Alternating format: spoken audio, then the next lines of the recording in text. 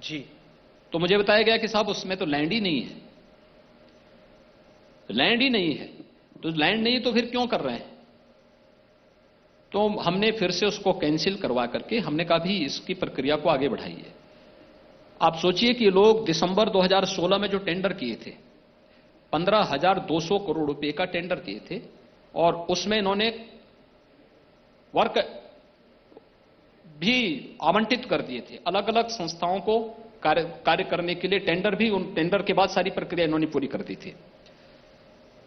जमीन मानक के अनुरूप इनके पास थी भी नहीं। हम लोग जब आए, हम लोगों ने उसके बाद से फिर पहले जमीन अधिग्रहण की कार्रवाई प्रारंभ की, और जब हमारे पास 18 में 96% लैंड आई, हमने टेंडर की प्रक्रिया प्रारंभ की। मैंने देखा कि जितना 15,200 करोड़ रुपए में ही उतना ही टेंडर आया है, उतना टेंडर उतना ही आया। तो मैं इस बारे में पूछा, मैंने कहा भी क्या इसमें टेक्निकल और फाइनेंशियल बिट एक साथ आई हैं? कहा नहीं, अलग अलग आई हैं।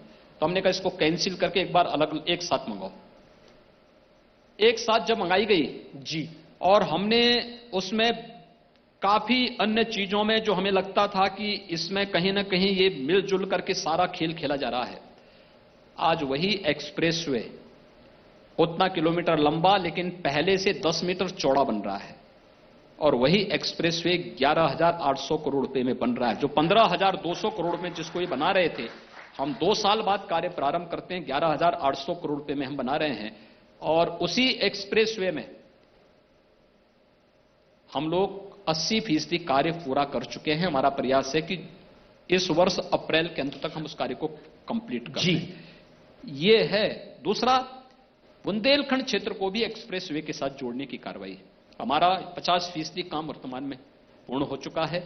युद्ध स्तर पर हमारा कार्य चल रहा है, और डिफेंस कॉरिडोर का निर्माण भी हम उसके साथ जोड़ रहे हैं। तीसरा, गंगा एक्सप्रेसवे मेरठ से प्रयागराज तक हमारा काम, इस पर भूमि अधिग्रहण की कार्रवाई प्रारंभ हो चुकी है, और हमारा अनुमान है कि जून तक हम भूमि अधिग्रहण की कार्रवाई को प्रारंभ करते हुए इसके बाद इस कार्य को हम प्रारंभ करेंगे। गंगा एक्सप्रेसवे में गोरखपुर लिंक एक्सप्रेसवे युद्ध स्तर पर कार्य उस पर प्रारंभ हो चुका है। बलिया लिंक एक्सप्रेसवे के कार्य को भी हम आगे बढ़ा रहे हैं। एक 5 वर्ष में एक अधूरे एक्सप्रेसवे को प्रदेश को देते हैं, और यहां पर 4 वर्ष अभी सरकार के पूरे नहीं हुए, हम 5 एक्सप्रेसवे में एक साथ प्रदेश के अंदर काम कर रहे हैं।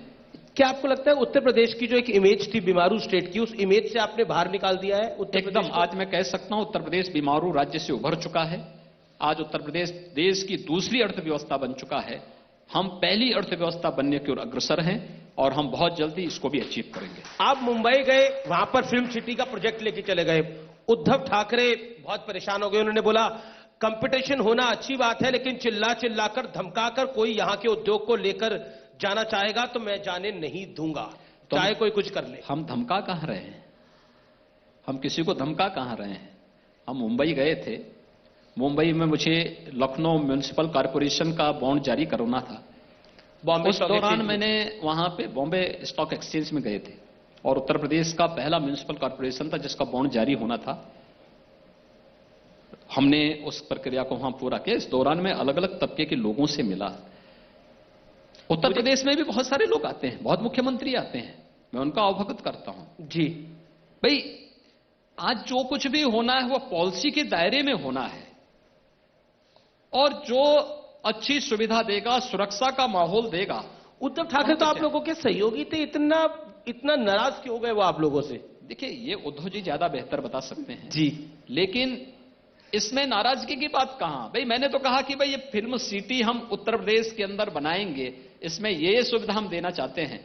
अगर लोगों में उसके प्रति उत्साह है तो कहीं ना कहीं महाराष्ट्र सरकार का इसके पीछे फेल्योर भी है, क्योंकि वे लोग उस प्रकार का माहौल देने में कहीं ना कहीं विफल हैं। उत्तर प्रदेश के अंदर सबको मालूम है, यहां पे अंडरवर्ल्ड का कोई हस्तक्षेप नहीं हो सकता किसी कार्य में, क्योंकि उसे मालूम है कि किसी भी अंडरवर्ल्ड या किसी आपराधिक गिरोह का, किसी ऑर्गेनाइज्ड गिरोह का किसी भी कार्य में, डेवलपमेंट के किसी भी कार्यक्रम के साथ किसी प्रकार का थ्रेट, फिर उसको किस अंजाम तक हम लेकर के जाएंगे, ये सबको मालूम है। इसलिए कोई थ्रेट यहां पर नहीं, कोई चौथ यहां पे नहीं वसूली होती है। हमने एक पॉलिसी बनाई, उस पॉलिसी के अंदर लोग आएंगे, और मुझे विश्वास है हमारे उत्तर प्रदेश में जो फिल्म सिटी हमने प्रस्तावित की है वह देश और दुनिया की बेहतरीन फिल्म सिटी होगी। और मैं पूरे देश और दुनिया के इस फील्ड में काम करने वाले जितने भी स्टेक होल्डर्स हैं